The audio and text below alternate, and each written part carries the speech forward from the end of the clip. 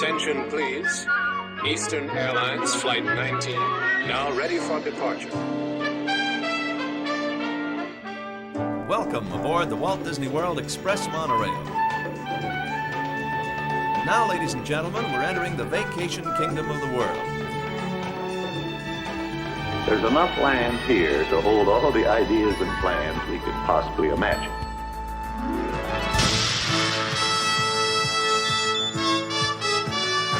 We call it Epcot. Will be our experimental prototype city of tomorrow. Welcome to another episode of the Retro Disney World Podcast, taking you back to the vacation kingdom of the world, the way it was, and the way it is in your memories.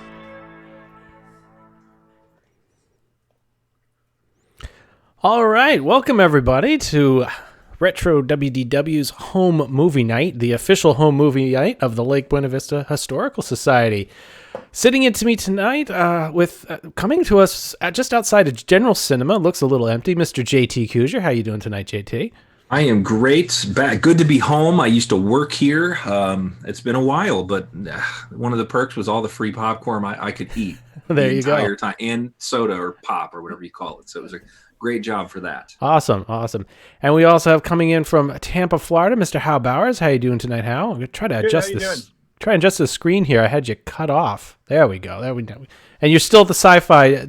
Table service looks a little slow tonight. Yeah, I'm, working on something different. Gotcha. And from the city of brotherly love, Mr. Brian P. Miles out there on Echo Lake. Yeah, I'm at Echo Lake tonight, my favorite spot in any theme park. All right. And we have a special guest. I forget where you're coming in from, Andrew. I didn't ask, but Andrew Knutson from Orlando, Florida. Orlando. Look at that. So welcome to the program, Andrew. And we're going to find out in just a moment why you are here tonight. And maybe you're going to do a little additional narration for us. So welcome, everybody. This is our third ever home movie night. We've got a great lineup tonight, including 1991 from Disney's MGM Studios, shot by Hal. We have two films. One's a really cool Epcot film that was shot by, somebody that we got, a estate sale. Another one is called I can't remember it. Well, I think it's the Magic Kingdom at Walt Disney World. It's actually one of the souvenir films that actually had sound that they sold in the parks.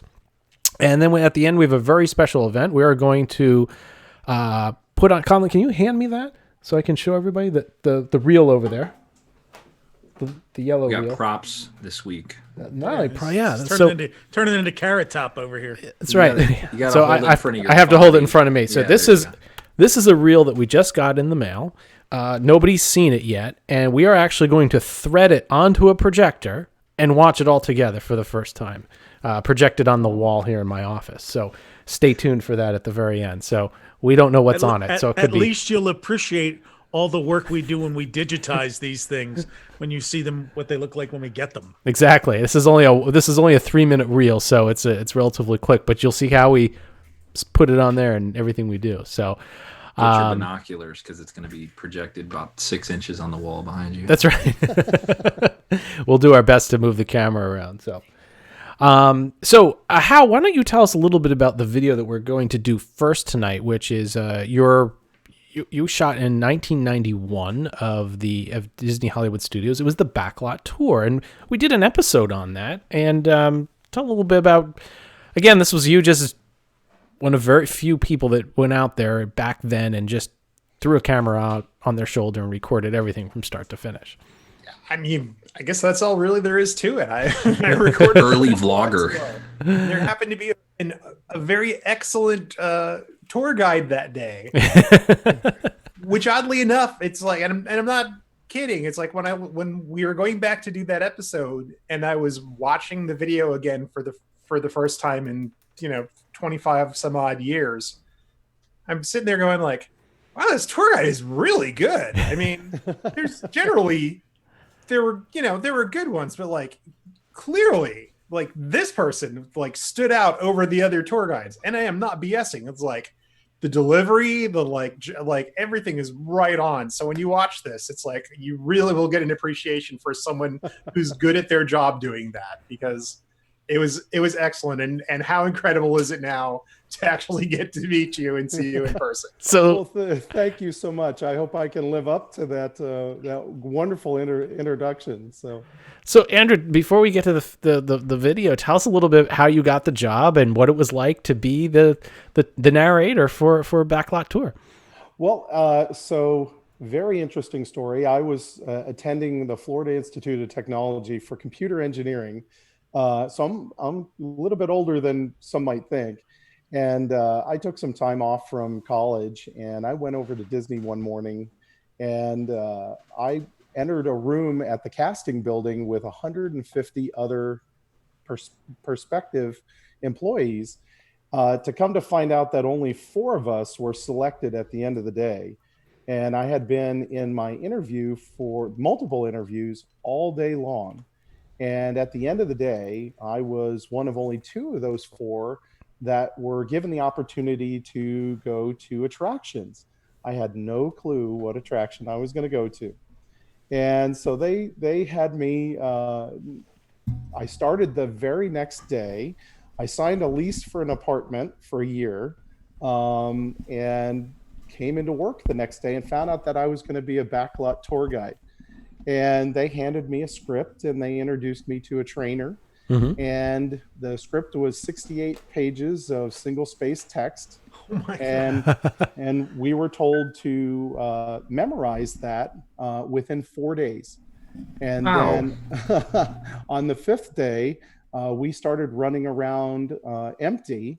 And on the 6th day, I did a thing called a checkout, where another trainer, not my trainer, but another trainer would ride the tram and critique me, tell me if I've done anything right or wrong. Oh. Hopefully a lot of right and not a lot wrong.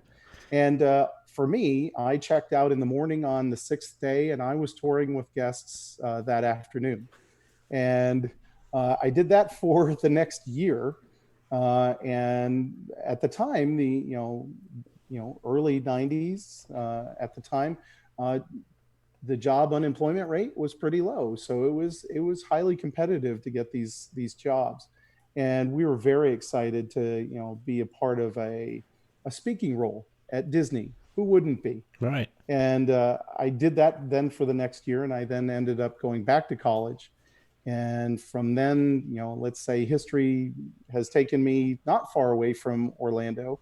I graduated from the University of Maine with an engineering degree, mechanical engineering degree. UMO. There we go. And I met my wife while I was working at the Backlot Tour. She came down on the college program and she became a tour guide. And I stalked her for a good couple of months and then finally convinced her to go on a date with me. And we've been married for 25 years this August, but together for over 30. So awesome. Yeah. Thank you. That is great. I got to ask, how many tours a day did you average? That's a great question. So for me back then, I was poor and I didn't have a whole lot of money. So I worked a lot of double shifts. And so typically you would do 2 tours an hour.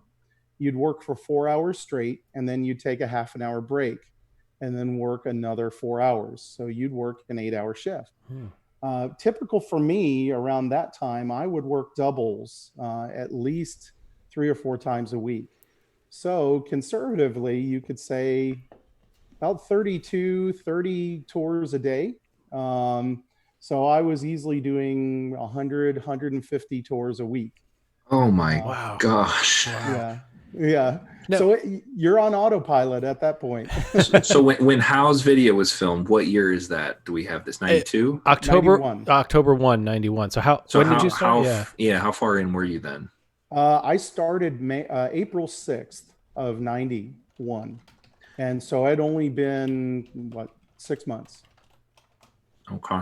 So earlier in your career, were you more excited tour guide? By the end, you lost it, or were you at that good level the whole time? Do you think he had a small tape recorder in his pocket? He just sat in there holding up to the microphone. Yeah, I just pushed the play button. But I'll be honest, for me, it was exciting every day, and I enjoyed it all the way up until my last day when I went back to college. And I had done it for a year straight, and a lot of great friends that I stay in touch with. My driver for the video we're going to see today, his name is Ron Betts, and I've stayed in touch with Ron all these years, and wonderful man. And so, yeah, a lot of great memories. And it was a different time back then at the studios. The studios were an active production facility, and so they were filming, and got to see a lot of stars, and it was exciting every day. So I was going to ask you, are there any star encounters in particular that you remember or that were notable? So Pat Sajak and Vanna White, they filmed Wheel of Fortune there. Yeah. I got within a few inches of Michael Jackson when he was there. Wait, did anything happen? Did you step on his feet? We get good Michael Jackson stories here, actually. No, actually, to be honest, his makeup was running. It was a really hot day, and he was dressed in long sleeve shirt and jacket and fedora, and he was sweating profusely, and it was quite interesting to see how fast they shuffled him around. But for me, some of the interesting things, I got to be a driver in one of the parades for The Hand That Rocks the Cradle, that movie when it came out. And Rebecca De Mornay was in my car. And so I got to drive for her. Not Ernie Hudson. No Ernie Hudson, but wonderful actor. And look forward to the new Ghostbusters movie when it finally comes out. To see him again. Yep. So Andrew, if we come down there and we maybe put Ron in a pickup truck and you and I and the rest of the crew sit in a trailer, can we go to like just some big parking lot and he can do the whole loop and can you repeat it to this day? There's some parts I could probably still do today. When I watched the video and it was wonderful. Thank you for posting it. My son, who's 19, he was just searching old Disney videos and he came across your webpage, and he picked up that video and he said, "Boy, that voice sounds familiar." And so my wife watched it, and she had been part of many tours with me. And then I came home and she said, "You have to watch this video." And so I did, turned it on my phone. And within seconds, maybe 1 or 2 seconds, I go, "That's me. That's amazing." What was was there something you always said that nobody else said, or was it just your own voice? Well, so as we go through the video, there's certain things that there were some ingrained jokes within the spiel. I never typically like to do the spiel 100% exact. And so there were things that I added to the spiel as we went around. So then what we're about to do is the Backstage Backlot tour, right? Yes, it's the Backstage studio tour. Yes. No, it's the Backstage of the Backlot, because you're taking us backstage further than the Backlot tour took us. Yes. Right? Yes. So, all right, so what I'm going to do here is I'm going to set up our Zoom. Our Zoom right now is all wide. So let's get ourselves positioned for the tall Zoom. That's 4 of us. We haven't had 5 on here before, so just bear with me as we reposition. We got to get How into the picture too, so I've got to none of these settings can be saved, so let's go a little smaller. All right, now for those at home, all these films tonight actually have audio. If you were with us the past couple times that we did this, we did not have audio, so we're going to do our best here to mix our voices. If it does come through a little loud, let us know in the chat. My son's watching here next to me as our production crew, and will be violently waving his hand if it's too loud too. So can you shrink them down a little bit more, Todd? Our faces? Yeah, because you're cutting off, at least on my end, you're cutting off Andrew here a little bit. Okay, let's see. Bring it down just a smidge. Sorry, I'm watching this like the tape delay here. There we go. I think I got everybody on there now. Yeah, it looks good. Cool. Okay. All right. Now, you guys have all your movies queued up locally? Yep. All right. On the count of 3, when I say go, you press play. So here we go. This is October 1st, 1991, the Backlot Tour as recorded by Mr. Hal Bowers. And on my mark, 1, 2, 3, go.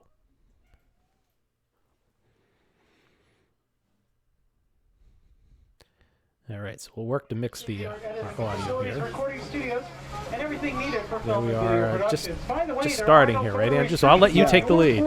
Yeah, so we you just can left shoot as the much what we film and called the video dog as you track, like. which was the load Even the area, dreaded and we're literally have flash just pulled around photography and is allowed. we've started into And by the some way, of the Ron pop is storage very areas. photogenic. As You we can go take around. as many Those pictures of online him and listening me to me, as obviously you my like. voice Also, has we do sign deepened over autographs the at the end of years. our tours. Isn't that right, Ron? So at this time, I was That's right. 19 years old. So now that I'm 49, First picture you might want to take it's is a high in the little bit sky up to different your for right. That me. is a symbol of the Disney MGM Studios. That's our award-winning So Earful the Tower.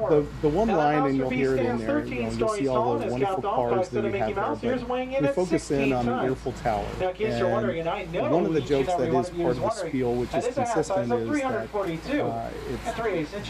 the way Now, the down spiel towards the was ground on the written right-hand said side is one of our something prop to the storage areas. effect We like to of call this motorful. high in the sky and to your right, you'll see the symbol of the Disney MGM Studios, the Earful Tower. That tower stands a magical 13 story or 14 stories tall. Some people say it's 13 stories tall, but that's a different story. And then we go in to say that, the hat size, for those that are curious, the hat size is 342 and 3/8. And so, for me, it was always wonderful to see the Earful Tower because there's a matching one out in California and at the studio out there. And to me, it was just a symbol of the production, the magic that was being produced there. Now we're going into the scenery or scenic, not the scenic shop, but all the plants that were used, kept in boxes and transferred from set to set. We filmed a lot of commercials on Residential Street, which we'll see here in just a few minutes. But I think while we're here, Hal didn't put the camera the other way, but you'll see the bungalows off to the other side. And I talk about the bungalows as we go by. But what was interesting is right about this time, they were filming the new Mickey Mouse Club. And at the time, there were times that I got to see a young Justin Timberlake, a young Christina Aguilera, a young Britney Spears. Maybe once or twice they walked out in front of my tram and I had to slam on the brakes. They were very young kids at the time, but they liked to have fun. So now we're heading into the costuming tunnel, and to me it was part of that glamour and excitement was seeing actual costumes that were used not only in movies, but the majority of the costumes that were worn by our cast were produced in that location. Yeah, for some of the younger people watching, take a note how crowded and active it was, because you would drive through here in the last years of the tour, and it was like a Scooby-Doo ghost town. Oh yeah, at this time it was hopping, and it was always busy. There's the Jolly Holiday dress from Mary Poppins. We saw Julia Roberts from Pretty Woman. There's Captain EO, Michael Jackson. There's some of them I mentioned in the tour, some of them I don't. Who Framed Roger Rabbit. And the big part of what most people don't know is that right now Ron is my driver, and he's going very fast because we were very busy that day. And so I was speaking very quickly, which is not typical for the tour. I did make a joke, which was early on as we were going into the where the plants were. But I said, Ron just got his driver's license back yesterday, so I'm glad he made the turn. That kind of thing. That was not in the spiel, of course. And then we come into the camera department, and all those cameras were being used and active for the commercials they were filming. And then right next door, I think, is the scenic shop. And later on, before I left, on the other side of the tram, we added the passenger 57 aircraft that was used by Wesley Snipes. And that ended up being added on to what we called the costuming tunnel. And then as we pull out here, they were just getting ready to film Honey, I Blew Up the Kid, the sequel to Honey, I Shrunk the Kids.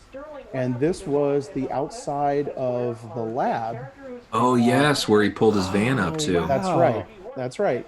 And there's a dramatic scene where he escapes and he blasts out of a roll-up door and goes by this guard shack.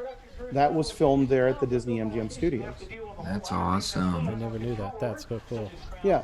And so they filmed that while we were there. And then we're pulling down onto Residential Street now.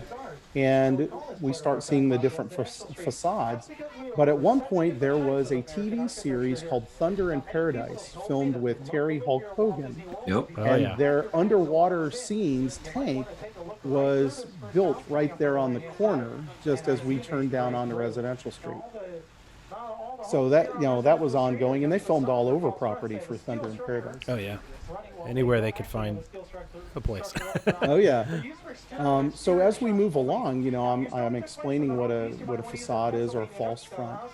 And this very next house coming up, when I first started there, you see those two grooves in the driveway there? There used to be a Herbie mock-up there. And Herbie would spin his wheels and do a wheelie and come towards the tram. That was, and unfortunately, Herbie caught fire one day. And so they had to take Herbie out, and Herbie never came back. But that same house was the house, did the exterior shots for Ernest Saves Christmas. For those that are familiar with that movie, which I watch every year with my kids. It's a good one. And then we're coming up on the Golden Girls house. Now they shoot all their exterior shots right here. Now I think those houses all had house numbers, right? Sometime I'm gonna have to ask you offline on. They did. Some questions like that. They did. One interesting. We're now looking at the set for That's My Dog, which was a game show. That becomes the Empty Nest house. That was either there prior or thereafter. I can't remember, honestly. But one interesting fact is all the Christmas lights that were used on New York Street, they were all stored in those houses. And so you could walk through the door, which we would do every once in a while, and you'd see all these bundles of Christmas lights. This to me is one of my most favorite movies. I know a lot of people may not like The Rocketeer, but I absolutely loved it. And so every time I got to see the Bulldog Cafe and see the GB, I absolutely loved it. And so I think we're going to pull, and we're going to stop here for just a moment. If I remember the video right, I don't think we turn right away. No, I guess we're turning right away. Off to your left, and I mentioned it in the video, was Norman the Cow from City Slickers. And he stayed with us for a little while. But then, unfortunately, Norman had to leave because guests would like to feed him Twinkies, which he was very fond of. And that made Norman very sick. So Norman had to leave for a little while. They just throw him from the car, or? No, they would actually hop the ropes or hop the fence, and they'd run down there and go feed him because they were so enamored with him. He's a cute cow. How did you do that? Did you do that, Howard? It's all house fun. That's the SR-71 boat from 100 Lives of Blackjack Savage. For me, being born in 1971, the Blue Thunder helicopter cockpit was a big one for me. And then the tail section to the Casablanca airplane, I mentioned it in the tour. I can't remember where that airplane tail ended up. I want to say it was in Jungle Cruise for a little while, but I don't know where it is anymore. I believe it is still in the Jungle Cruise. Yeah. And most people don't know that. And then we come up on all the Roger Rabbit cars and the trolley, and I mentioned that in great detail. That the trolley was never driven; it was just pushed up and down the street for all the filming. And then another wonderful movie, as we get past the boats here, and I don't remember where the boats are from. Really, those boats just seem to be utterly random. I think they were. They didn't give us anything in the spiel, but the Flight of the Navigator spaceships were really, really neat. And then there was we end with the gears for Dick Tracy. And I think I mentioned the heaviest gear there weighed 70 pounds, which is amazing considering it's just plywood and foam. There's your Mother Goose house, JT. Yeah. Mother Goose rock and rhyme. Yeah. I forget what the train is from. Oh, it was from I can't remember. Unfortunately, I don't mention that on the opposite side behind us is the 234 Mickey Mouse, the airplane that Walt Disney originally used to fly to Florida and survey the property for what is now Walt Disney World. It sat there for many, many years. It landed on a thing we called the Stoleport, which is, if you are on Disney property now, it's right near the entrance to Wilderness Lodge. And you can see it off to your right. They store a bunch of tractor trailers there now.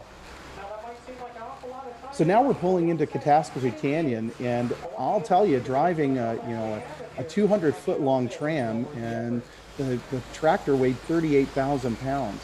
You had to be very, very precise to make sure that your wheels were in the same location all the way to the end, or if you didn't, and you didn't park the tram properly, the shaking effect for the tram would not happen.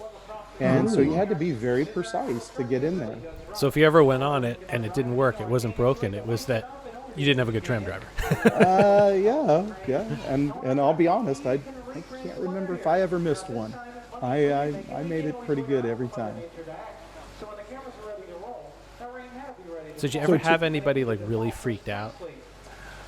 So while Catastrophe Canyon's running, and it can get quite loud for those watching online, but a couple of interesting things happened while I was being a tour guide.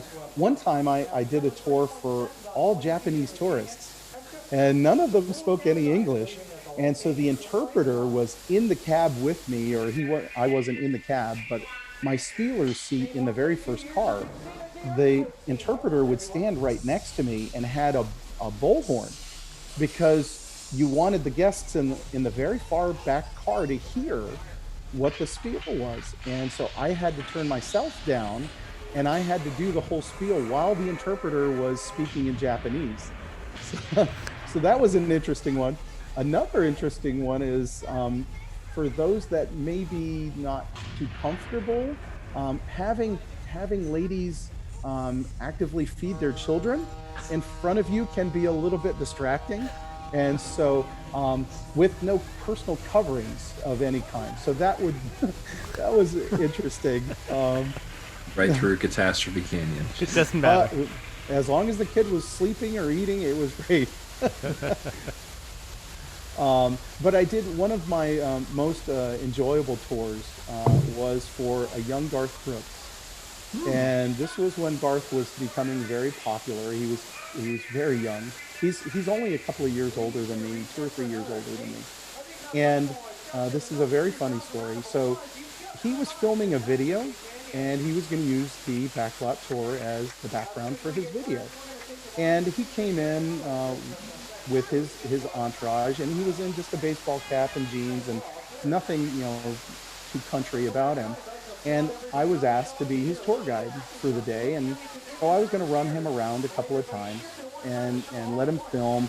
I would do the spiel for him so he could hear it, that kind of thing. So I'm in our lead office, which is right there at the load zone, and I step out because here comes Garth Brooks, and he's going to go in and change and get ready for his taping, if you will. Well, I completely misjudged time, and I wanted to introduce myself to him, so I opened the door, and there is a young Garth Brooks with his pants around his ankles, and he had just finished buttoning his shirt, and so I, of course, said, "I'm sorry." I closed the door, I backed away, and he came out, and I introduced myself to him, and we talked a little bit about what we were going to be doing. But I can say today, and I've seen Garth Brooks in concert. I've been to a taping of the Donnie and Maurice show in California where he was on one time. He is one of the most humble people that you could ever meet. Celebrity has not changed that man. He called me sir, which is just wonderful. So to me, that is my most cherished memory of being on the Backlot tour. So we're pulling out of Cat Canyon now. We've gone by all the wonderful machinery that keep it going. And right over the other shoulder is the 234 Mickey Mouse. But now you can see how fast the tram is going. That's because Ron's got to get us back quickly. We're really, really busy that day. And as you can see, it's had rained or it was going to rain. Those were terrible tours, by the way, when it rains real hard, because everybody wants to stand up and get away from the seats. So you have to stop the tram every 10 seconds to make everybody sit down. And so we're now racing back towards New York Street. Yeah, he is really humming here compared to other tours I've seen. He is. He's moving.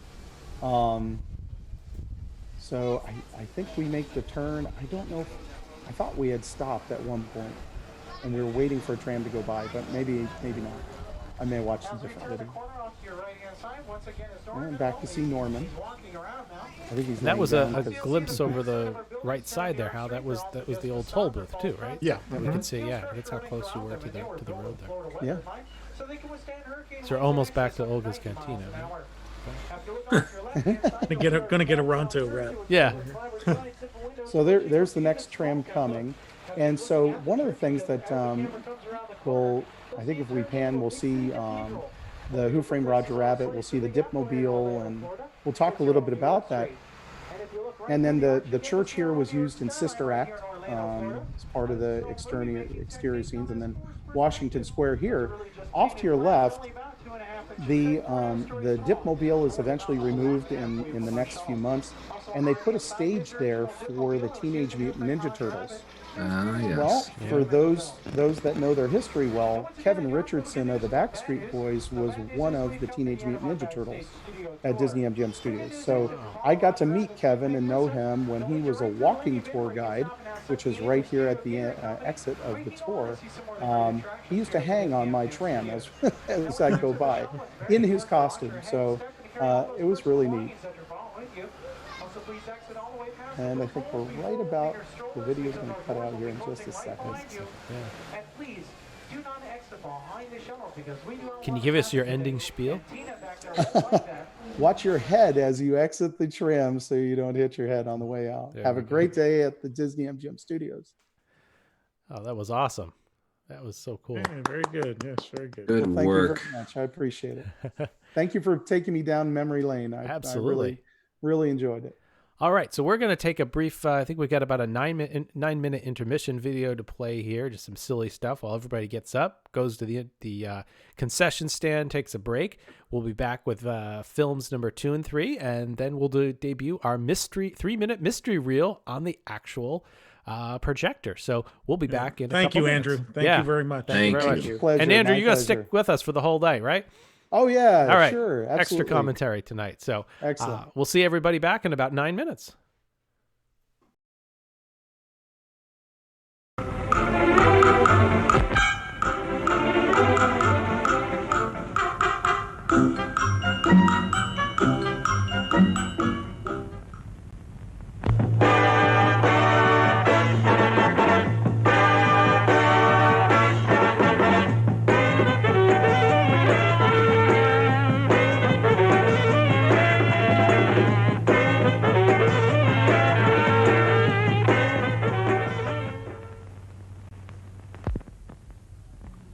We suggest you patronize these neighbors for friendliness, courtesy, and value. Ask them for your free merchant driver tickets to this theater.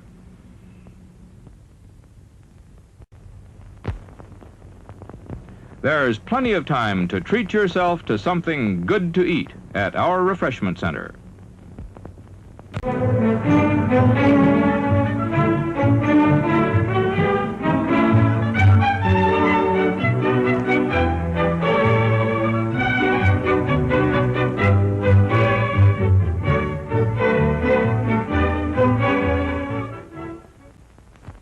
You'll save money and time. You'll get the best of merchandise and service when you patronize these good neighbors. Shop with them regularly for friendly service and money-saving values.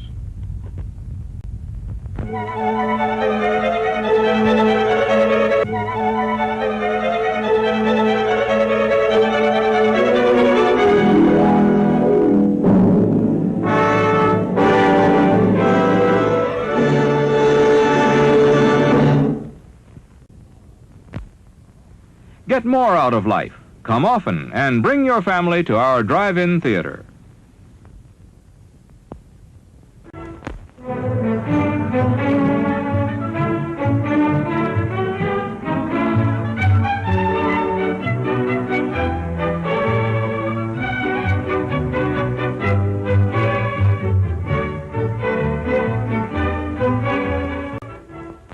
Visit us often and enjoy our screen attractions in the comfort of your own car.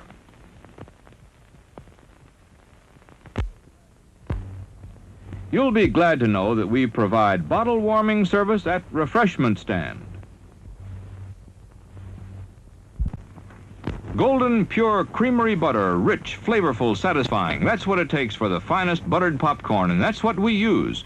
See for yourself why there's no Showtime treat to equal the crisp, delicious flavor of hot popcorn that's bathed in real melted butter.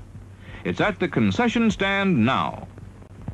Pizza! Pizza! Pizza, pizza, pizza! Everybody loves pizza, and we're now featuring the famous original Tolona pizza. Only the finest and purest ingredients go into the original Tolona pizza, made fresh to your order. And into the oven it goes. Presto, a luscious, hot, crispy pizza. We're now featuring... Hey, wait a minute. Give me another pizza. That's better. Now, as I was saying... We now have delicious, crispy Tolona pizza at the refreshment stand. What do you have? Cheese, sausage, or pepperoni? Take it away! At our refreshment stand, your wish is our command. So the coffee we serve there is pure perfection. This is a dill pickle, a mighty pretty pickle, especially when he joins you at the show. We have lots of pretty pickles waiting for you at the refreshment center. They're plump, tender, mouth-watering. Wouldn't one taste good right now? When you're on a picnic, hot dogs are mighty good this way. But when you're here at the theater, hot dogs are at their best. We start with the choicest Franks, cook them until they're just right. Make available your favorite seasonings, and leave the rest to you. Everyone likes our hot dogs. Why not get one for everyone right now? The most popular beverage in America, milk. Refreshing and delicious. The perfect pickup and energizer. Get yours now. Here's magic, popcorn magic. Only hot, fresh, perfectly seasoned popcorn can satisfy that movie time popcorn craving. So if you like popcorn, you'll really like ours. We start with the best and make it better. Get plenty for everybody now. Get the item that adds to your personal comfort. Cigarettes, here they are. Get the kind you prefer and enjoy them thoroughly. All the most popular brands. Get the item that adds to your personal comfort. Cigarettes, here you are. Get the kind you prefer and enjoy them thoroughly. All the most popular brands.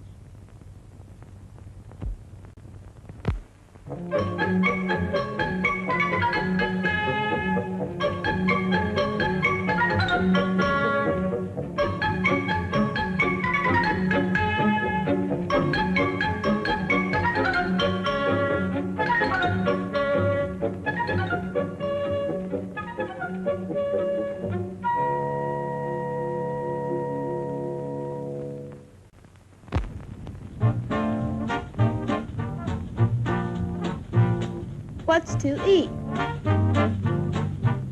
What's to drink?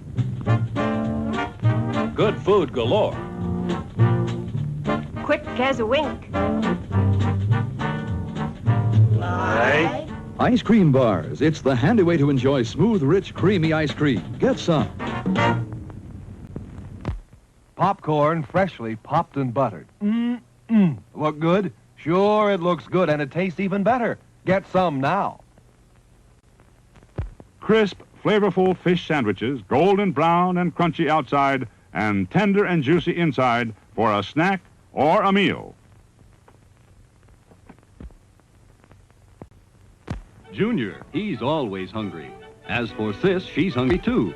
Our barbecue is prepared with just the right amount of heat to keep in the natural juices and hold in that wonderful flavor. Aren't they delicious? Boy, does Junior go for them. And Sis likes them too. So come on, boys and gals. Let's have a barbecue.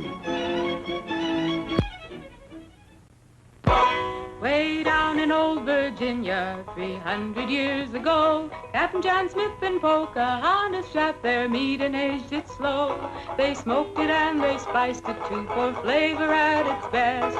Genuine Smithville barbecue surpasses all the rest. Yes, folks, it's 300 years of tradition and taste you savor when you ask for a Smithfield barbecue James River brand at our refreshment center. In each flavorful morsel of meat, you can smell the hickory, oak, and applewood and taste the rare herbs and spices required for its cure. Here is truly a fresh new taste from an ancient recipe. Go for deep down flavor of the Smithfield country kind. Just step by the clear neighbor, find your taste, and lose your mind. Yeah!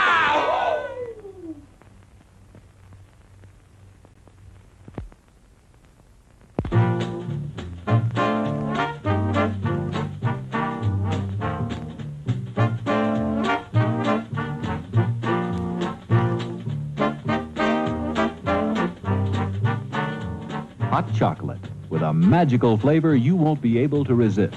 At our refreshment stand now.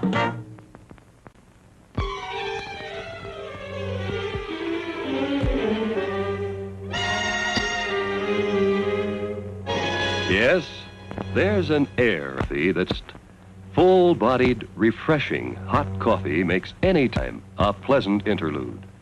Won't you have some now?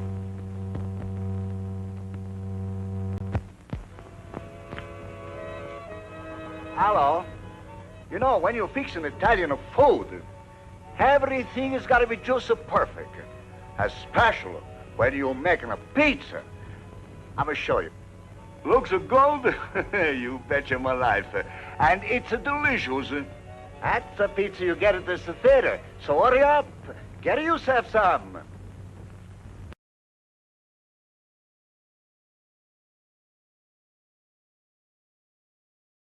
Boyardee. All right. Well, we hope you enjoyed those. Let's turn off our little intermission logo there. Where is that image? There we go. Turn that off. All right. Well, we are back, and we are going to cut over to film number 2 here. And I've got to check because I can't remember which one I set number 2 to be. So let me just make sure we got this right so that we talk about it properly. Okay, so number 2 is a souvenir film that you used to be able to purchase at the parks. And it's called Magic Kingdom at Walt Disney World. And Brian, we've talked a lot about the Panaview slides and these souvenir films, and I think how you purchased this one and sent it to me for restoration. Oh, okay. Yeah, it's one of the ones that you sent up. So, and the reason we talked about these is that, and Brian, you've mentioned a couple times that this was their way of promoting, the park to buy this film, take it home, and play it in your family room for your friends. As you know, a lot of people didn't have movie cameras because it was an expensive hobby. So, like if you didn't bring your camera, or you didn't do that, or you wanted a professionally shot thing. I mean, the successor to that was the VHS cassettes that they then sold. VHS and beta cassettes they sold in the 80s and 90s, a day at Walt Disney World, a day at Epcot Center. I think there was a day at MGM Studios, right? I think they did one of those too. And there was, yep. And now they don't sell anything like that. You can just watch all their promotional videos on their websites. Right. Now, what you'll notice about this, as much as we've tried to restore it as best we can, the film stock that it was printed on is just horrible. You'll notice color shifts. You'll notice that when they made it, the print, the different negatives weren't lined up on the print when they made it, so the colors are kind of shifted. There's not a lot you can do. This type of film doesn't warrant a 100% amazing restoration. I also believe, check out When You See Pirates. It's not Pirates from Walt Disney World. It's Pirates in Disneyland, and they reused that over and over and over because it was pretty expensive to set up a rig on and run it through an attraction. So why do it again? So just a side thing here before we run it. I always, there was a camera store in a shopping center near here that into the 90s would always have 2 kinds of 8mm movie film that they still sold on the racks with everything else that they sold. So one of our hundreds of people here, there's always somebody who used to work in the park. I'm really curious, like when the last month or year was when those 8mm souvenir films were still on the shelf somewhere. Yeah. Yeah. And my experience always used to be that the International Gateway shop there, World Traveler, always used to be a place where you'd find stuff like, man, this hasn't been on the shelf anywhere for like 7 years and it's still here. They're better with that stuff now, but. And there's a great question coming in from Tomorrow's Sphere. This goes back to one of our early episodes. Is the Space Mountain couple in this one? And I believe they might be. Which, remember, we tracked down the polka dot Space Mountain girl that was on the ride, so we might see her here. All right, gentlemen, do you have it all queued up? Yes. Oh yeah. All right. So on my count, on 1, 2, 3, and on go, we'll press play. So let me just turn that on. And 1, 2, 3, go. There it is, Walt Disney Productions. You can already see how the colors just kind of, everything's a little bit muddy. It's a copy of a copy of a copy. This is like VHS copied over and over again, but a film. 1980, so we know at least 1980. Oh yeah. And this shot has been used many times before too. Little interesting fact is I was a sustaining engineer at the Magic Kingdom for 2.5 years. I know in every nook and cranny of that park. Oh, there you go. That was one of those we're filming today probably signs that you saw there real quick. Perhaps very much like this recreation. It's really weird how everything kind of has this yellow shifted, I don't know. It's just sepia. Almost sepia, yeah. I feel like this is how people saw back then, isn't it? This is, everybody's vision was That's right. In the blurred black and white films, there wasn't color. Nobody saw color then. No, nobody saw color. So if you really want to get the full experience, you have to put this on a screen and invite your friends over, play this for them in a darkened room in the evening, and tell them where to go. So. Matt, yes, we did figure out what that sign is by the tunnel. I have a very good picture of it. I'd have to search for it, but it just lets you know that they might be filming in the parks that day. I think we had it on one of the 16mm films too, if I recall, Brian. That's why we were able to. Yes, I was able to get ice like. cream. Oh, here's the ice cream thing. shot, and there's one of those. I've seen this before. Love the people eating ice cream. And Walt also loved ice cream, you know. Walt did. night. He ate a night every night. Inside. It's sad those trees are gone now. Yeah. I love those trees in the hub. Yeah.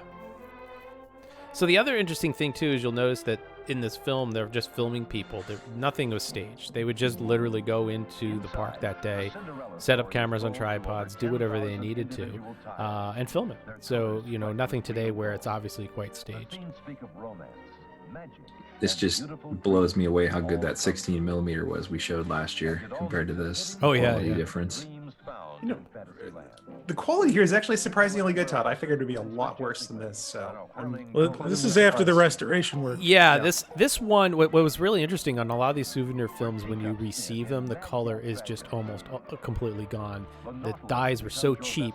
The only thing left is a red and a tint of blue. This one was in particularly good condition. Another one that we had, Hal, that you gave me, was so far gone, the only thing to do was make it black and white. I mean, there's just... Really?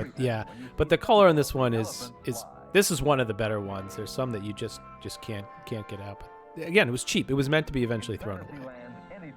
There's the #1 attraction at the Magic Kingdom. Yep. More than 50% of the people that go in the park each day go through Small World. It's nuts.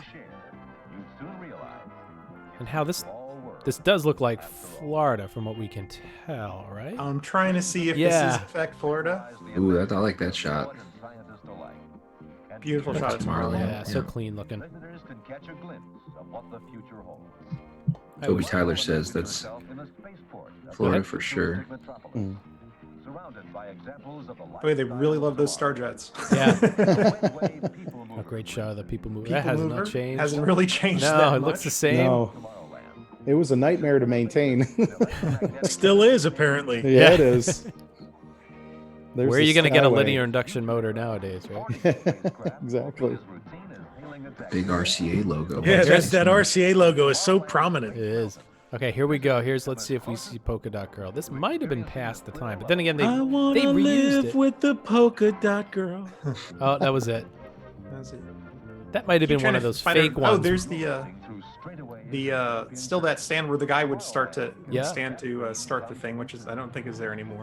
I noticed the top was covered in glass there too. Is that what was up there? Gift of glass. Glass add-on, There, maybe. there huh? was a VIP area at the Speedway. Oh, Really? okay. Yeah. For Goodyear?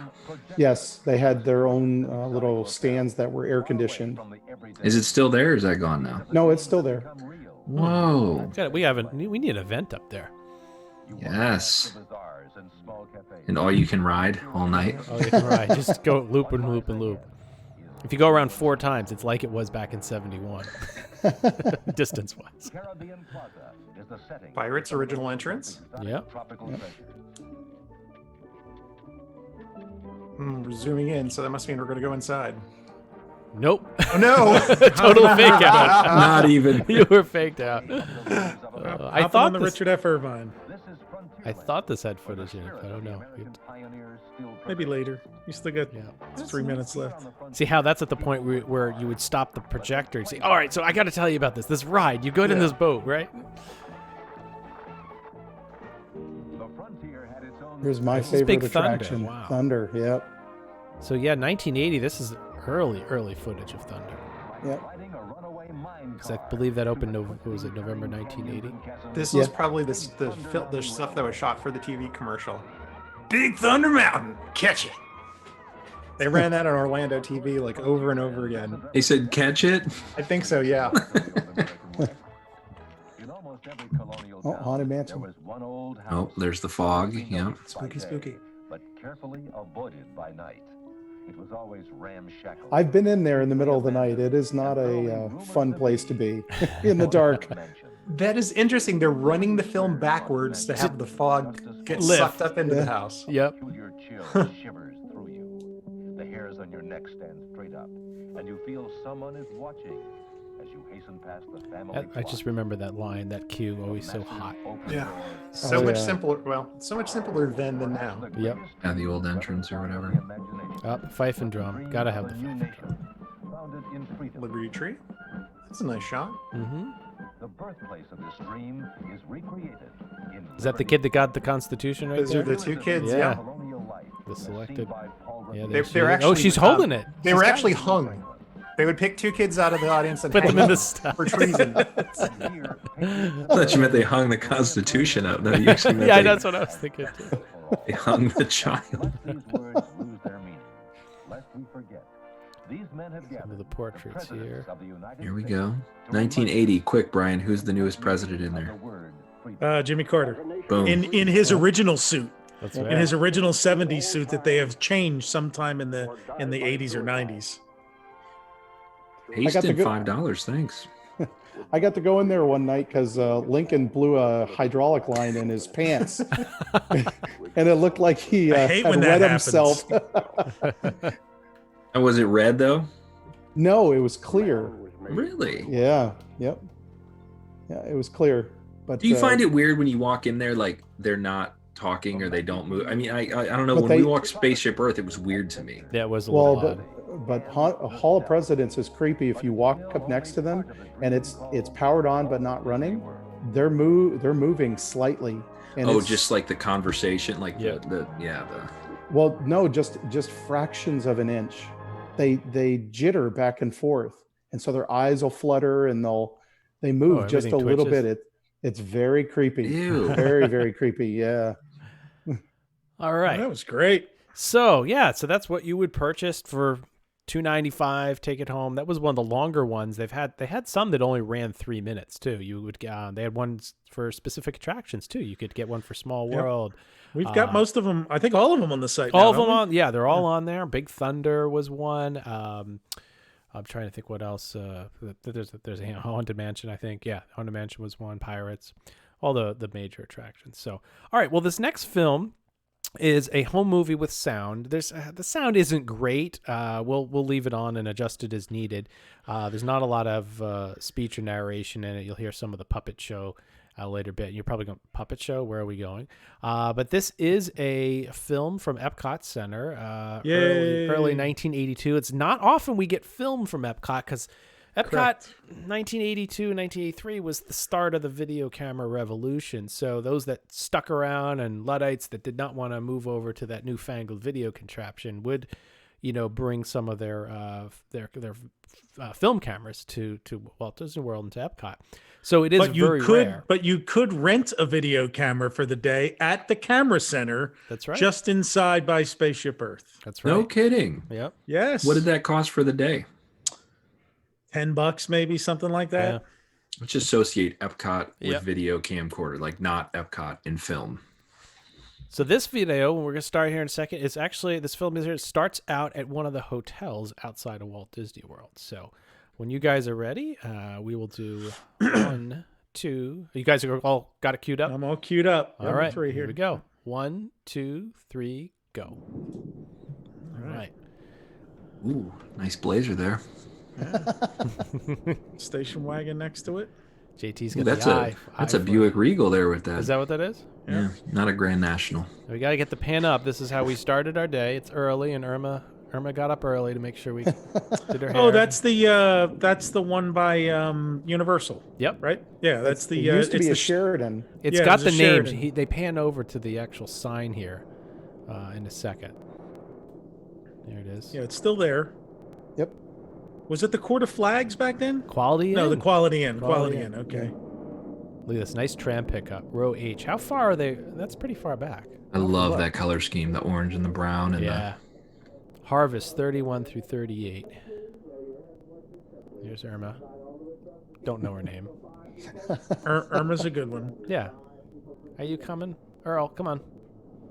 That is the height of 80s polyester right Oh, there. God. They're really not far. I'm swooning. They're really not far from the entrance either. I know he zoomed in there. What's the date on this one again?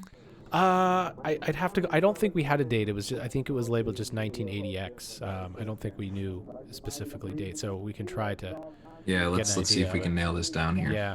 Because I want to check on that pylon to see if it's got a crack in it or not. There. Good call. We're gonna let Gene know. If we could zoom in and see the prices, that would narrow it down too. That was like $30. Yeah. Well, that was And then quick. they jump right to listen to the land. This could be a video from Space yesterday. lettuce. So Oh, you come on, they you missed could the space enjoy some lettuce. of this in your own restaurant. Here. all right. So Now Living you're back Seas is out. under construction. Look at the wall there. Mm. So you've walked out of the land now. They're Yep. standing in front of the land taking film. You can see the So monorail that's- station back there. Yeah. There's the other. 85-ish, maybe. Yeah. Now they're by Canada. It's Canada. Yeah. It could even be 84, right? There's no structure there yet. Could be. Look at the beach. That doesn't exist. Ooh. All right, so far we've only done we only filmed did one thing. The backside of the UK. Where's the swan? Another Oh, scaffolding up over Scaffolding Morocco. around, yeah. So So what does they're that still tell building us? Morocco, which means it's 84, 83, 84. Yeah. Morocco was opened in 84, so Okay. so we're probably sometime On in the, 83. the boat's not there at USA. Oh, Yeah. it's not out. Yeah, the cover hasn't been added yet Yep. to the theater. Friendship. And they have the real friendships back, so Mm-hmm. Oh, he zooming back in. Germany. You really never realize how big that pavilion that is. Equatorial Africa. China Coming without a soon. restaurant. Yep. China without a restaurant. No Norway. This is a great pan though of everything. Absolutely. Oh. Oh, here comes Yeah, Aaron. he's hauling ass. Look at him. Must have been your driver. Yeah. Andrew. It was Moonlighting. Ron. Look at the beach. And the anchor. You see the anchor sitting there? Yeah. Pan. Wow, unthemed trash cans. Yeah. Yeah. Just a plain stick it out here and Maybe that was the World Showcase generic trash can of the day. Didn't have the logo yet. so somebody says September 7th, 1984 was when Morocco opened. So kind of more of an exact date there. What are you crunching there? I'm sorry. Is that the- Popcorn. It's a movie. at You the got to movie have theater. popcorn. I got some here too. All right, Irma's checking out the where the drummers are. Oh, here we Oh, go. no. There's the puppet show. I told Is you there's that a in puppet Germany? show. Somebody said Festival of Fables. Didn't they go around because it was on a? It was a Oh, cart. that's promenade. Yeah. Oh, I like that movement Look on at that puppy. Look at the horse. Shimmied left. so I think Oh, that thing boy. still hangs out sometimes. The card, I think, is still out there, but it doesn't have. all Doesn't the say stuff on it. performances at 4, 5, and So 6. this that play the is old called Globe Sabotage Players? at the Sausage Works. No, it's not. Yes, Yes, it is. It's too. The old Globe Players in UK used to have a cart like that. Oh, that's right. Yeah, with their props and things, right? Yeah. We're in China. That fresh concrete. Oh, there she is again. Yeah. She snuck into all of them. Now I that wonder if trash he can's a ends little up in different there. Yeah, that trash can is also. Waste, please. I'm sad it's about to end. I know. I know. This is it. It's a short one. We do have another good Epcot one coming up, though. So, all right. All right. Now, Is it the one with Danny Kaye, the opening? Saying what Epcot isn't. That's Yes. yeah. Oh, that was. All right. So what we want to do here? Let me adjust this here. Let's get back up to so we can see everybody, and make this a little larger. So I think what we'll try to do. I got to figure out on Zoom here. There's a way just let me see if I can pin my video. Okay, this will work. And let me shrink you guys down a little in size. Okay, so what we're going to do, my son is here, and I'm going to switch over to a headset. Let me just find where'd my headset go? That would be... John Madden here. Oh, we got to get the telestrator. Here we go. Okay. Give me 1 second here.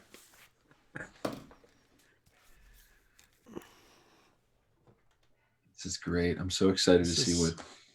Because I don't know, Brian. Do you know any more than any viewer? No, I don't either. he doesn't even know what's on the film. We could start running. It could be. Hope it's not a stag. Okay. Can you guys hear me here? You can hear me? Okay. I can't hear you, so that's going to be challenging. Let me get that. This particular setup is a little slow. All right. I'm going to just try to. I know this microphone isn't great. Maybe you know what? I'm going to switch back to the other one just to that way we can hear everybody. I apologize. I thought this would work, but doesn't sound like it's too good. So we're going to go back to.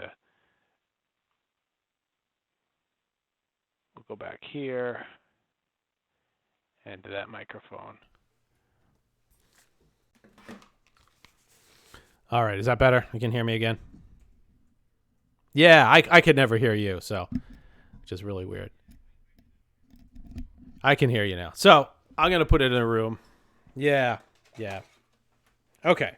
So let's we're gonna do our best to see what we can do here. So we're gonna who can't hear us?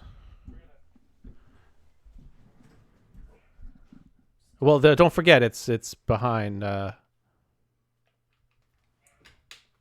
me check here.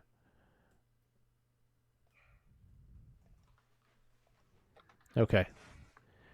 All right, we'll get this Okay. 1, 2, 3. We'll get there. Yeah. Hello. Can you hear any of us? Are we back? I can hear all. There we go. Okay. There we go. All right, we're back. Sorry about that. All right. All right, so we got to turn off the virtual background. Thanks, Robin. All right. So I'm all of a sudden I'm in my office here. So let's pick this up, and I'm going to turn up my gain a little bit. This is going to go so wrong. We're going to do our best. What can I say? All right. I'm as excited as anybody here. I want to see what happens. Yeah. Is he going to take it into the bathroom by accident? There's the projector. Okay, all right. I'm with you, Todd. All right. It's working so far, right? You're going to pull the cord right out of the computer. I know. I almost It's going to did be that. like the end of The Sopranos. Yeah. Well, what we're going to do, Turned into a slapstick film here. we're going to take the microphone off. My son's going to hold it. It's on long enough wire. You know, we don't have a studio here. Like, we're making this up as we go along, right? We could have gotten you a cameraman or something. Is the film loaded, Todd? Okay. No, he's going to actually spool it on camera. Does this take a while? Look, you can see the front. There's no film on there. He held it up in his hand earlier. That's Okay, right. I thought he might No, have we're dropped gonna box. put this on. This is going to go so wrong. All right, you just hold this here, okay? My son's gonna hold the. All right, we got this. We got this. You can hear. We That's good. said something from Area 51. All right. This looks like the. Remember when Jimmy Fallon and the other guy used to do that cam show from? That's right. Pretending they were in college. That's what this is. All right, so here's what we got. Here it is. Here. This set. Now, I don't know. Again, as Brian said, this may not go well. So first of all, it says with Matterhorn, so that's not a good sign. So let's open. Oh no, it could be Disneyland. Yeah, let's open it up. Now That happens to us frequently. It is in a Kodak box, which is good too. So, all right. So let's see what it says. It's not a Kodak film. It looks like GAF. So Good the box news. doesn't match. Right. It says Florida 74-75 Disney World. Okay, that's more promising. With the Matterhorn. With the Matterhorn that was never there. So it's 8mm. It's not Super 8. All right. So I gotta check the projector. Now, if you were ever like at somebody's house when they had like a movie night back in the day with these 8mm, this was the experience. The guy would pull it out. Something's Jane, where's the light bulb for this thing? I'm plugging it in. I'm setting it up. Somebody said this is a video equivalent of watching my dad trying to put lights on the Christmas tree. That's exactly right. That's right. That's right. Yeah, but Todd's not drunk. The little ones aren't twinkling, Clark. I know that, Ed, and thanks for noticing. This was my grandpa all the time. So for those at home who are wondering why I just didn't put it in play, it is that it turns out that is a 8mm film, and the projector is a dual. It can actually run 8mm and Super 8. So I've actually had to change the individual sprockets that drive the film. And again, this, like Brian pointed out, this was like a 20 or 30-minute process of what you would Now's do. the time on sprockets when we dance. That's right. These are the sprockets. See them dance. If you like to touch my monkey. Andy Hudson is enjoying this. And the answer, Mr. Meisner, is we don't know that Todd's not drunk. He came up with this idea. He's going off script. That's right. We're having fun. Now you have to understand having too. Fun. Let's get zany tonight, Brian. As Brian pointed out, we do this for every single film that comes through that we work with. I screen it here, project it on my wall, and I'm always changing the sprockets and everything. So, and we have a backup projector too. So if it goes south, we got another one. Same make and model, so we can't screw it up. Hollering will ensue if this one doesn't work. Yep. The meatloaf. We're gonna hook it up to the editor and just put the camera on the little editor while we spool it by hand. All right. Now, see, I have to take this off because this is a Super 8 film. I have to take the adapter off. This adapter converts the Super 8 to regular 8mm. This is how complicated this is. This is all for 3 minutes, folks.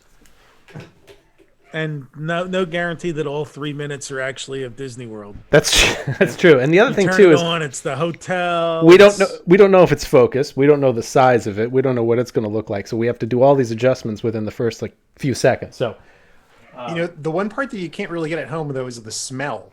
That's true. Of the film and the projector, and the light bulb goes on, and the dust starts to burn up, and there's this wonderful smell that comes off of those things when the projector running. Going to get this here so you can kind of see. All right, I didn't Where do are we that shooting this, Todd? Where's the projector? He's putting it on the wall. Yeah, we're going to put it on the wall. All right, we're going to turn it on.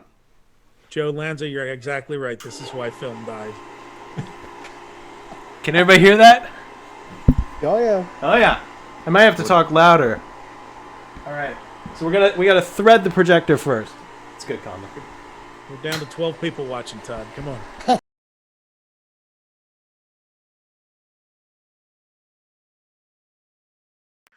This is our biggest event and our last event ever.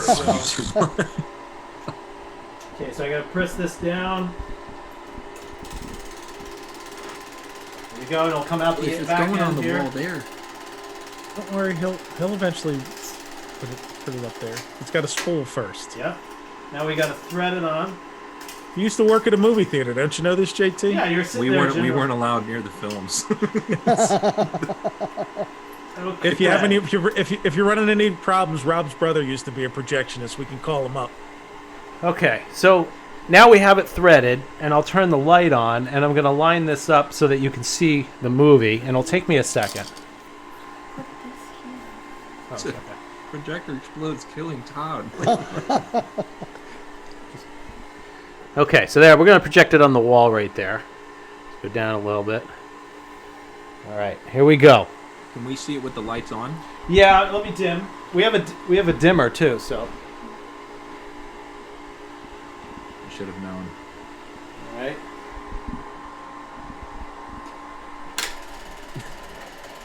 Well, this is riveting. Todd, what are you doing? Huh. Oh, okay. Oh, here we go. We're in motion.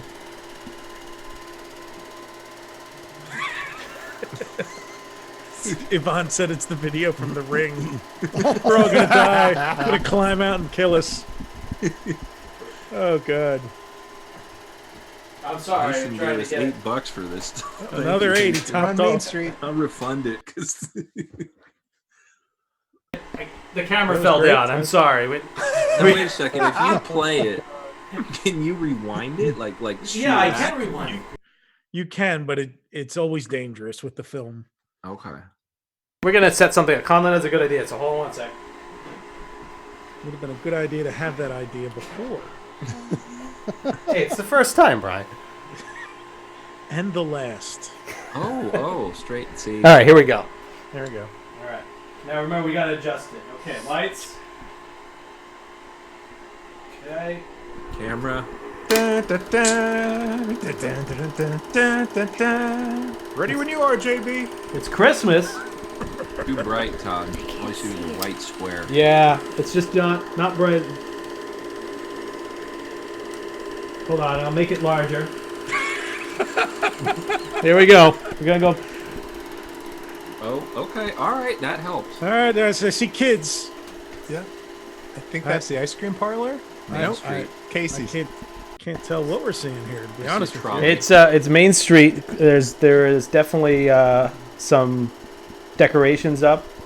Looks like we're walking through Swiss Family Treehouse. Swiss Family Treehouse. I Yeah. should play the Ray Charles song from Christmas Vacation here. I'm sure it's hard for you guys to see, but the color is really good. Pirates. Tiki Room. Yep. I don't suppose you can get that computer any closer to the projection. Hold on 1 sec. I think what we'll do is we'll rewind and we'll do it again. We'll set it up. It's only 3 minutes. Well, what we can do is we can plug 15. Here's what we'll do. I got an idea. Hold on. Okay, can you hold the microphone? Whoa, whatever you did there looked really nice. Turning it Not off. turning it off. No. Okay, what we're gonna try to do here is we're gonna unplug the projector. Somebody that says their private name says, "Uh-oh, he has an idea." It's an idea. That's my favorite. Rob If Nichols I know you when you posted that, please text me and tell me it was you so I can pat you on the back. Rob said, "Do it live." On our next episode, we will pantomime the movie. That's right. Okay. Rather than watch it. All right, here we go. How's that? Is that a little better? We can adjust the brightness down somehow. Well, that's the problem. Well, I no, can't. that's the thing. If you get the computer closer, it will not look as bright. Yeah, we're trying that. Oh, I got something. Hold on. There we go. We got another idea. Cut it off here. Coming back. Have you tried turning it off and turning it on again? Oh, good.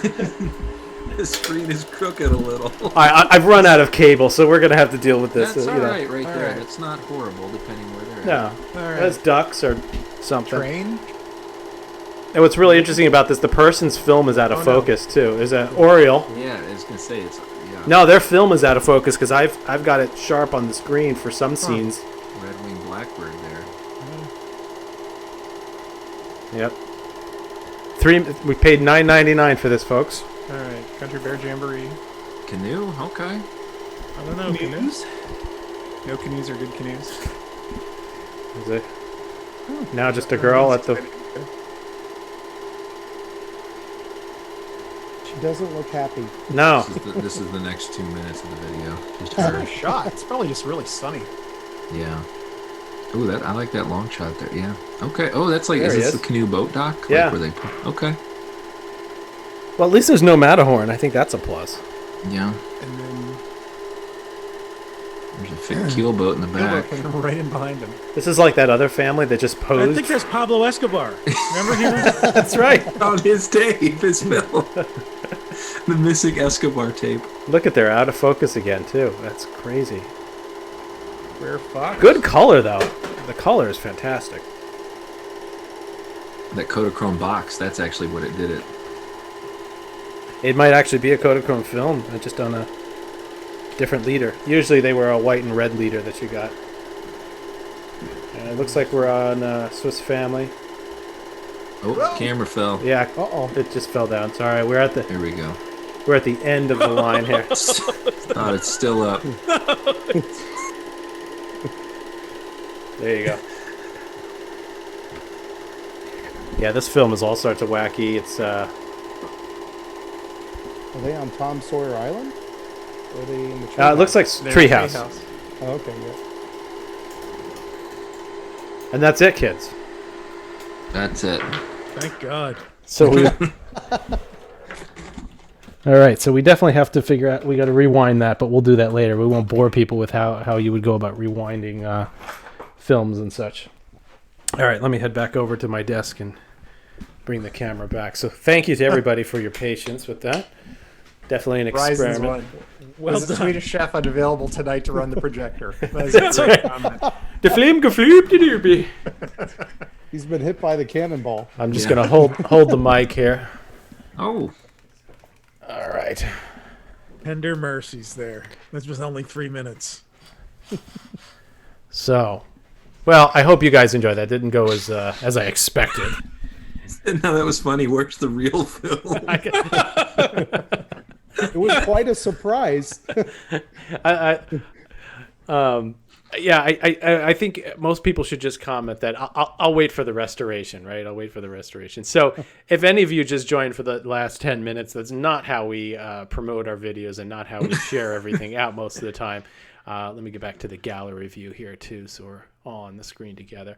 That was just to show you guys what, for those who've never worked with a projector before, what goes into it, and how much of a, as you found, was a hassle. But most people in the 80s and 70s were not trying to stream it to other people as well. So if we do this little experiment again, Conlon and I will certainly do some testing and get the camera closer. I thought it would have done better with the with the light there. So anyway, well, let's do this. Let's open up to questions. Andrew, I think we got about 12 minutes left here, but I'm sure people have questions about the videos, your video, what you did, and also any questions on the different films that we've seen tonight or what we've got upcoming.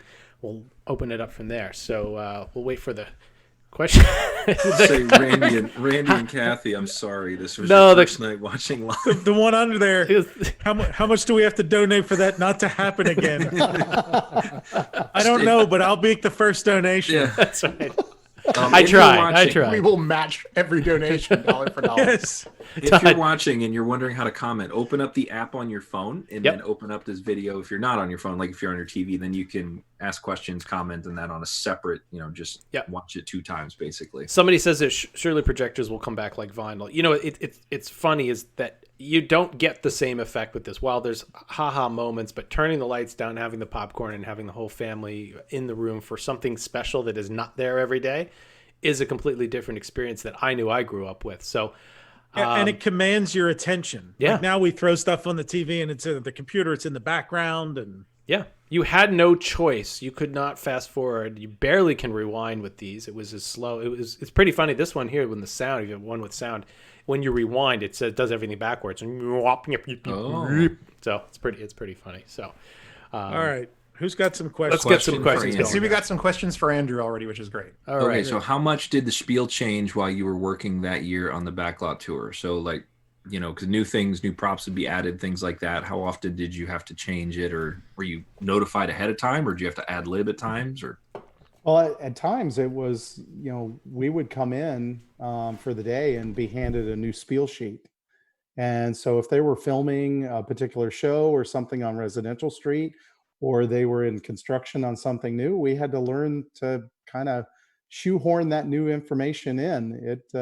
It changed quite regularly. Probably every few weeks, we would get something new that we had to either take out or put in. And there's another question for you from the Fort Wilderness podcast. Were you allowed to keep your script with you on paper or index cards, or did it have to be memorized? Oh no, it had to be memorized. When we did our checkout on day 6, that was completely without the script. On day 4, day 5, you could drive around and have the script in your lap to leaf through it. But by day 6, there was no assistance. It had to be memorized. All right. Joe Barlow says we have to give a shout out to his wife, Cecilia. Hello, Cecilia. Hello. Hi, Cecilia. Thanks for watching. Thanks for sitting through my Todd antics. wants to have you over to watch movies sometime. Anytime. We dim the lights. Conlon makes popcorn. Look at this. I got a big bowl of popcorn here for it. So, what was the strangest thing that ever happened to you on your tram, Andrew? I mentioned it in between segments. Couple of things that were really strange was someone breastfeeding their child in the very first row in front of me. That was interesting without any coverings. Or one time I did a complete tram load, 190 guests that only spoke Japanese and had their interpreter standing right next to me as we were driving around. Okay. How often did did Catastrophe Canyon not work during your tenure there, or when you had to bypass it? Wow. I honestly can't remember of any times that we weren't able to go into the canyon. Now, sometimes the hydraulic plates that the tram actually sat on to cause the shaking, sometimes they would not work, and we would just pause, see the show, and then drive out. But I don't remember the canyon ever going down. At that time, the studios had only been open about 3 years, so everything was working pretty well. So what you're telling me is that they never really filmed the movie there. I can't confirm or deny. All right. Next up, was the Backstage Tours Flight of the Navigator ship prop actually used in the movie? Yes, they both were. One of them had a cutout where the actors would go in and out of the ship, and then the other one was used for the flying scenes. It was suspended from a cable right in front of a blue screen, and that's how they filmed all the flight scenes. Okay. What was your favorite backlot tour pun?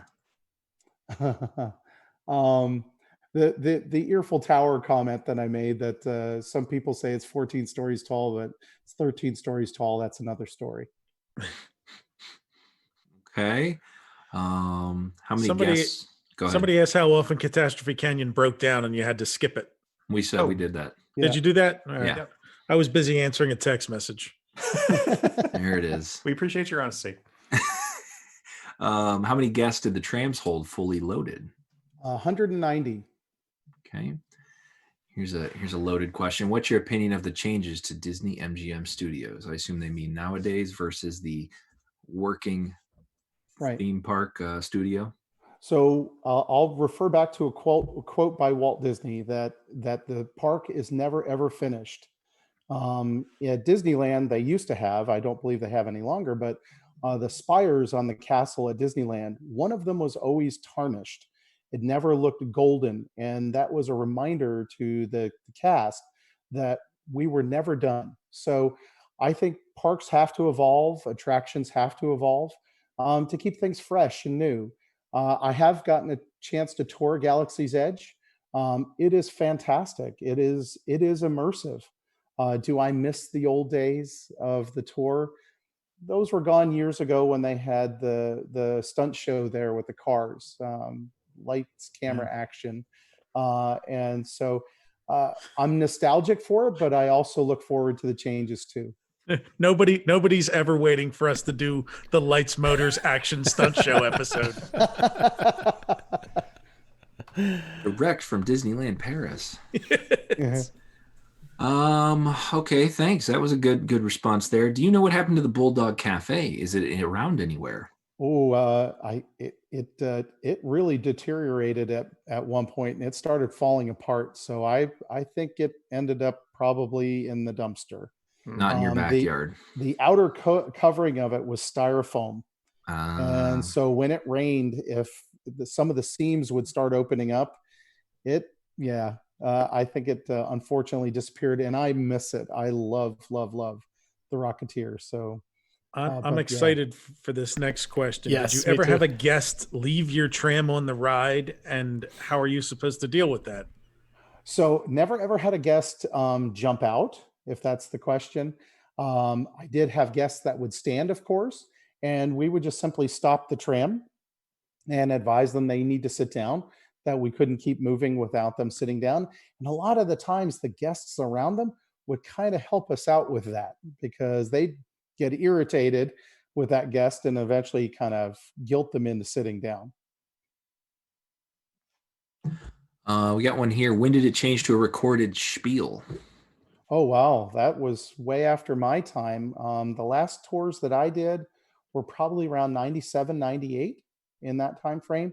And I do believe that they switched to the recorded spiel when they installed the stunt show, the car show there. And then they literally went from the load station, which was also the unload station. They only went to the canyon and back. That's when I think it became automated. So probably the last 5-6 years that it existed. Okay. Christopher Brown asks, what backlot joke got the biggest response? Oh, wow. Oof. That's a really great question. Joke. Boy, some I probably can't repeat on camera. I honestly don't have a good answer. I apologize. I'll ask you, what do you think was the most popular thing on the backlot tour? I have a guess that it was probably the Golden Girls house, because that was such a huge show. It was, but yeah. Everybody would point and stare, and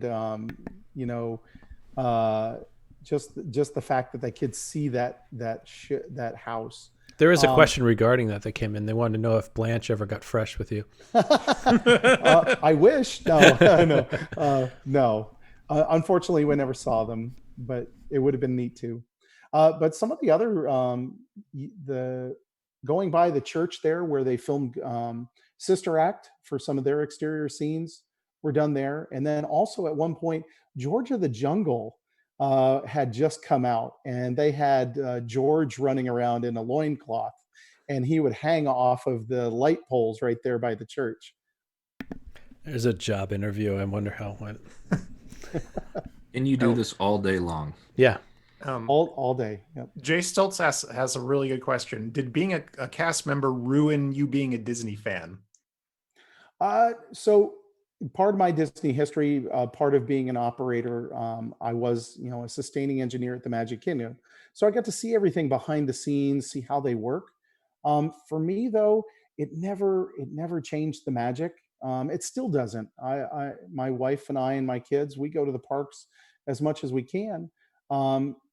It just to see the excitement on the guest's face and see how happy they are, to know that in some ways I contributed to that.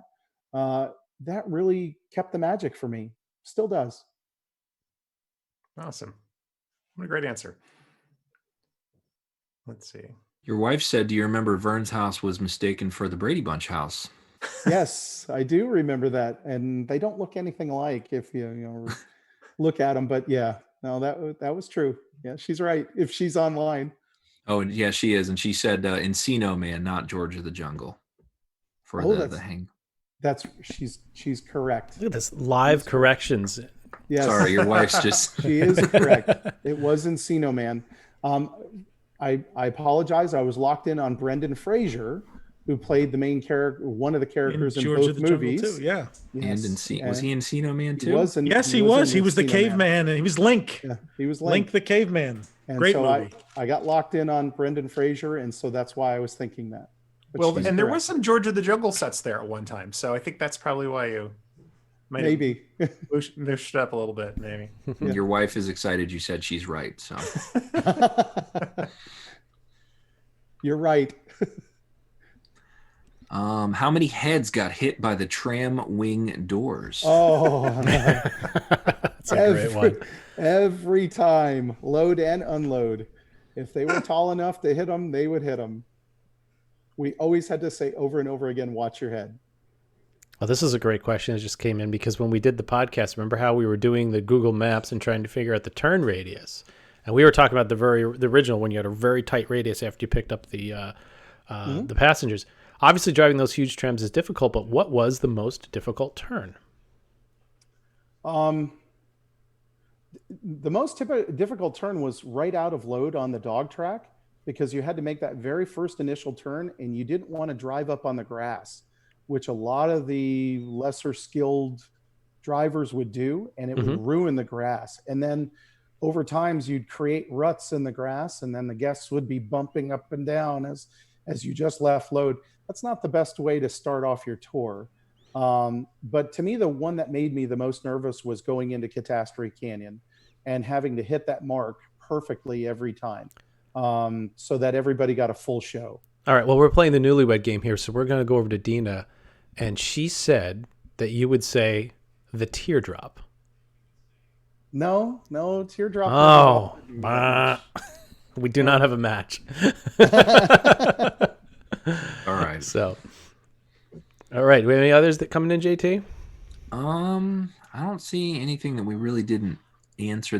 Somebody wanted to know what your job was at Magic Kingdom. I was one of 2 mechanical engineers sustaining all 22 attractions at the Magic Kingdom. I was there from 2001 till 2004. We got one. Somebody said, which flight of the Navigator ship in tonight's film became the cool ship? What is I don't know what the cool ship is. Cool ship? I need more information. It's been a long time since I've seen that movie. Was it made into something later, or was? I feel like that's what they're referring to, but I don't not necessarily know. in the movie. Yeah, it got turned into. There's a ship now in Tomorrowland on top. One of the shells got reused. It's for that at some point. That I assume it would be the closed one, but I guess there's only one that had an opening in it. Yeah. Well, we'd have to check the. I know we have a video from later of one of the ships still hanging out in the parking lot. There was that weird little like fake parking lot where they had like Cinderella's carriage and the magic carpet, and the flight into the Navigator ship was like in that parking area. So we could go back and look at that video and see which one it was. But I think it was the closed one. That's about all I got. Yeah, that's pretty much it. All right, we'll wrap it up here in just a few minutes. So, well, Andrew, thank you very much for sitting in. I mean, it's not often that it's never happened before that we play a film or anything, and we actually, we've been on the lookout for trying to find a lot of different people that have been in these films over the years. So to actually talk to somebody who was in a movie or in the video here is an awesome experience, and everybody was asking a lot of questions, so we really, really appreciate your backstage knowledge. And you did another narration. We might have to release your narration of Hal's film as a secondary experience for everybody to take a look at. So, well, I hope everybody enjoyed this week's home movie night. We'll certainly work to try to be back next week. We've got a lot of things in the pipe. Anything that you saw last week, by the way, the 1974, what else did we do? The 1972 ride around the monorail loop. We've released that. And then, was it just yesterday, JT? It was the Magic Kingdom and Glorious 16 millimeter. Yeah, the good one came out yesterday. Yep. So that's also, if you hit our YouTube channel or go to retroww.com, you can check in on all those and check them out and watch them. We have a lot, like I said, we have a lot of others in the pipeline here to get over to you, and really appreciate everybody's response. And we can't forget about the Easter Parade, right? If you haven't watched that yet, it today became our number one all-time played video. Did it? It eclipsed Horizons, if you can believe it. Oh, wow. So how we keep pulling things out of your magic bag, and it's just unbelievable. So So actually, and David Lusky says that my film threading was the best live action sports he's seen in a while. So maybe we'll send that clip into Joe Buck and see if he can do a little play by play. Todd, you lasted longer than the XFL on that one. That's true. That's true. I do want to say next week. Yeah. Unless you're going to tell me there's some reason we can't run it, we have a film to run next week where we won't comment during it. We'll just read your comments because it's completely narrated, and it is the greatest film. It's phenomenal. We will ever run. Really? Yeah. You didn't you watch Didn't it you with watch us the it? other night? I thought Todd Maybe I sent us did. all the link to watch Yeah. it, but it is a couple from Georgia who narrated their own visit to Epcot Center in 1983, I think it is. Yeah. And I'm I so can't say excited enough. to get to next Thursday. Yeah. I just can't wait for you all to hear this. It's fantastic. So we'll go back to Epcot. I will dig through some of the other new ones that we've got. We've got a couple other ones I haven't. We maybe we'll do that other souvenir film. It's in black and white, but it's still a nice thing to watch. We might run some of the 16 millimeters we've already released. 'cause those are fun to watch in real time. And if you haven't seen them, it's always fun to have us comment and everybody. And who knows, maybe somebody else from one of these films will just pop up and message us between now and then. Somebody asked, is that an 8 or a 16 millimeter film? The Epcot one? Couple. The narrating couple, yeah. That one was 8. That was 8. 8. But it looks like 16. It's really done good well, shape. yeah. What some people used to do too, by the way, you would get your film back, and if you didn't have a lot of good audio on it, you would then sit there and you could run it back through your projector and plug in a tape recorder, play music to record on it, or take a microphone and narrate it, and then you would then invite your friends over and play back. So if you really thought you were boring them, all of these things. Yes. They did all of these things. And there was no fast forwarding. So if you had an hour's worth of film, it would take you an hour to go through it and talk. So anyway, we will say goodnight here shortly. If anybody wants to hang on, you can watch me rewind the video or the film if you want. We'll just leave it and watch it. No, just kidding. But listen, thank you very much, everybody. If you can, understood these are difficult times. We obviously, as a nonprofit, are always accepting donations at the lbvhistory.org/donate. We understand, it's a difficult time for a lot of people, but if you can, it would be great. We've got a lot of great support over the past couple of weeks, which is terrific. We've got a couple more films, hopefully, that we're going to be able to get going. And Reese's McFarkle's T-shirt. Yes. Oh, we can't. We cannot forget about that. So, Hal, you did some of the text for it. Why don't you tell everybody a little bit about that? Well, I mean, so first of all, we have to give credit to Reese, the artist of that one. I was just adding a little ancillary stuff, but Reese has been a fan of our show from what age, Todd? What do you think? 12. I think she was 11 or 12. Yeah. She was our youngest fan at one when point. we started this, and I wish she was here to explain this better. But in one of our early shows, Todd shared that when his father was angry at a family that he would see on the road driving with like a bunch of stuff piled on top of their car, and I think we got into this during the World of Motion episode because there was a station wagon towards the end of World of Motion that just had a bunch of fishing gear and stuff piled on top of it, that he would call them the McFarkles. And Reese took this idea of the McFarkles and turned it into characters. And she's either sent us Christmas cards or just artwork that she did during the course of the years with the McFarkles on it.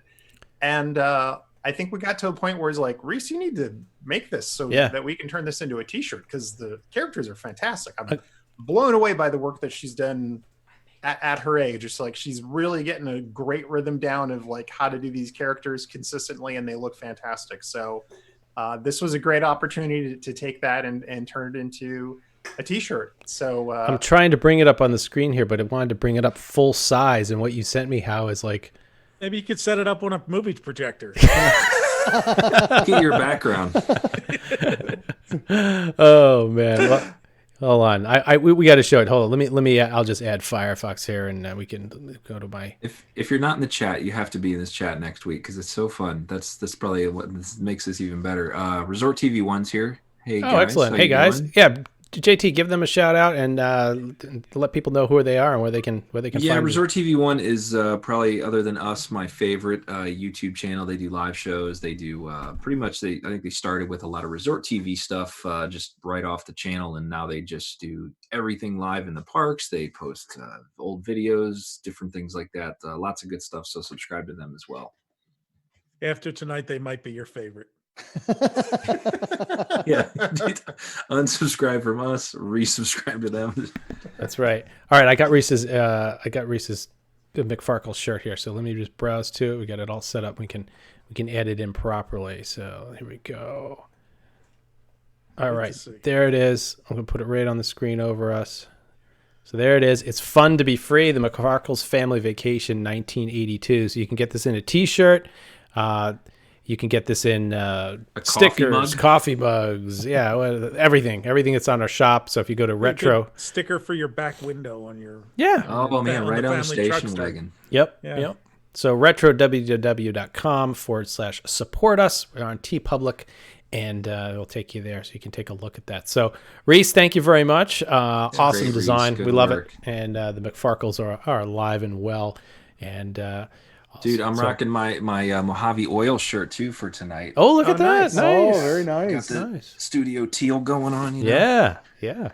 It goes well with the red and the yellow and everything on that one. So, excellent. Well, thank you very much to everybody who listened tonight and hung with us for the evening. Thank you for watching me thread a old style movie theater, movie projector, and maybe we'll do it again once we have the projector and everything, all the cameras, all stuff set up properly. But thank you very much for your time tonight. I hope you enjoyed it. We'll see you next week. And with that, stay well, stay safe, and we'll talk to you soon. Thanks a lot. Bye-bye, everybody. Bye. Bye.